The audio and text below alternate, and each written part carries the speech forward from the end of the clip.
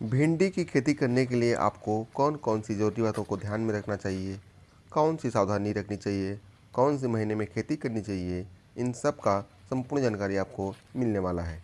स्वागत है आपका दोस्तों प्राउड फार्मर यूट्यूब चैनल में। मैं हूं आपका दोस्त सचिन पटेल।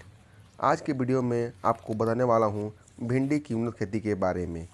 कितने प्रकार के कीट हमारे भिंडी में लगते हैं, भिंडी में लगने वाले फंगस समस्या और उसके उपाय, भिंडी में अच्छा उत्पादन लेने के लिए हमें क्या करना चाहिए, इसके अलावा महत्वपूर्ण खाद, इसके अलावा उन्नत किस्मों के बारे में बात करेंगे।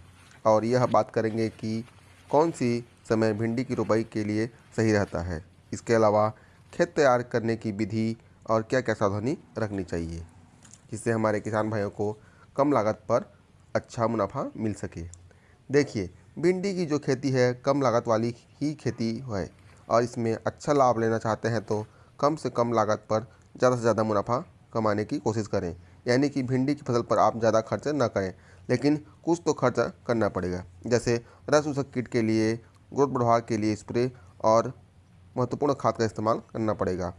भिंडी की खेती की पूरी जानकारी इस वीडियो में बताने का कोशिश करूँगा। सबसे पहले खेत तैयार करना है, उसमें सबसे सस्ती खाद गोबर की खाद का उपयोग करना चाहिए। और यदि आपके पास गोबर की खाद नहीं है तो सिंगल सुपर फास्फेट का भी उपयोग कर सकते हैं। इसके बाद बात करते हैं भिंडी लगाने के सही समय के बारे में। भिंडी लगाने का सही समय फरवरी, मार्च, अप्रैल में आप भिंडी लगा सकते हैं या जुलाई, अगस्त, सितंबर में आप भिंडी लगा सकते हैं। ये जो मैं महीने बताया हूँ, अगर आप इन महीनों पर भिंडी खेती करते हैं तो अच्छा मुनाफा कमा सकते हैं। अगर आप कोई भी खेती में ज़्यादा मुनाफा चाहते हैं तो या तो समय से पहले खेती करिए या पछेती, जिससे आपको बाज़ार में बढ़िया रेट मिल सके। बात करते हैं उन्नत किस्म के बारे में।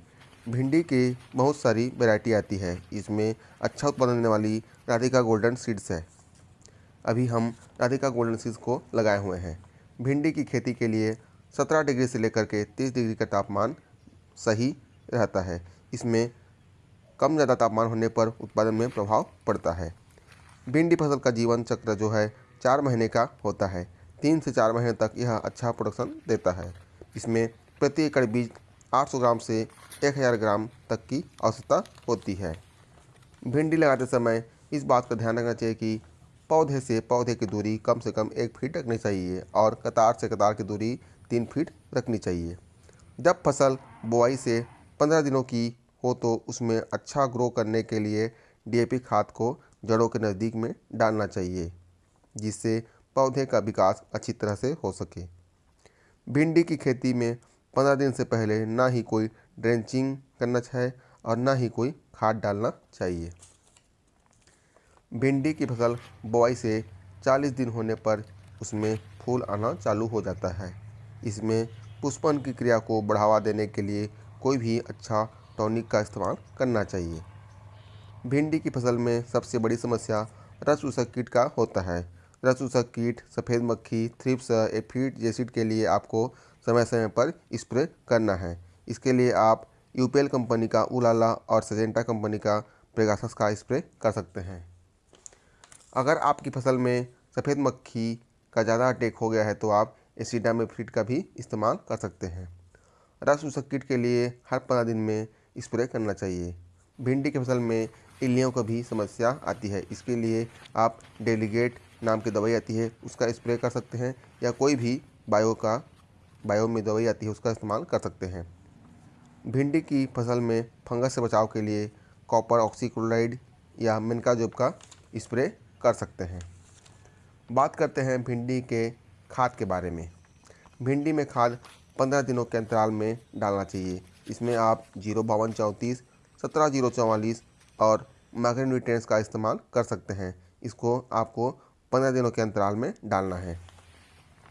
भिंडी की फसल में एक और समस्या आती है हाइट का। हाइट को नियंत्रण करने के लिए किसान भाइयों को समय समय पर प्लांट ग्रोथ रेगुलेटर का स्प्रे करना चाहिए, क्योंकि अगर भिंडी की फसल ज़्यादा हाइट होती है तो तोड़ने में समस्या आती है। भिंडी की फसलें उत्पादन होने के बाद टेढ़ी मेढ़ी निकलना चालू होती हैं, उसको सही रूप में लाने के लिए बोरान का स्प्रे करना चाहिए। भिंडी की फसल को कम लागत में ही करना चाहिए, जिससे भिंडी की खेती में फ़ायदा लिया जा सके। भिंडी की फसल उसके रेट के ऊपर डिपेंड करता है। अगर आपको मार्केट में बढ़िया रेट मिलेगा तो भिंडी की फसल में आपको ज़्यादा मुनाफा होगा, और यदि आपको मार्केट में सामान्य रेट मिलता है तो आपको कम मुनाफा होगा। ऐसे ही खेती संबंधी वीडियो के लिए चैनल को सब्सक्राइब करें, और वीडियो पसंद आए तो वीडियो को लाइक करें। धन्यवाद।